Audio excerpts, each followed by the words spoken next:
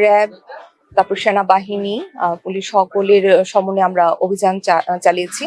৩টি প্রতিষ্ঠানে গিয়েছিলাম। প্রথম যে প্রতিষ্ঠানে গিয়েছিলাম সেটা ফারুক ট্রেডার্স। সেখানে আমরা অনেক ধরনের অসঙ্গতি পেয়েছি। মেয়াদোত্তীর্ণ প্রোডাক্ট থেকে শুরু করে যেটা আপনার একটা স্বনামধন্য ব্র্যান্ডের নকল করে পণ্য উৎপাদন, পণ্য বিক্রয় থেকে শুরু করে এগুলো পেয়েছিলাম। তো আমরা ওখানে ১ লক্ষ টাকা জরিমানা করেছি।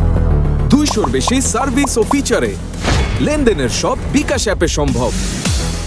তারপর আমরা আরেকটি দোকানে যাই, সেখানেও আমরা পরিবেশ সংরক্ষণ আইনের বিধি লঙ্ঘন করে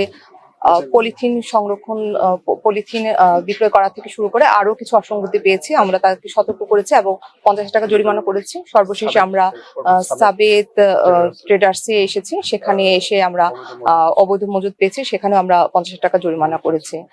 তো আমাদের এই ধরনের অভিযান অব্যাহত থাকবে। তো আমি সকলকে সতর্ক করছি যেন এই ধরনের অপরাধের সাথে আপনারা কেউ সম্পৃক্ত না থাকেন। ধন্যবাদ সকলকে।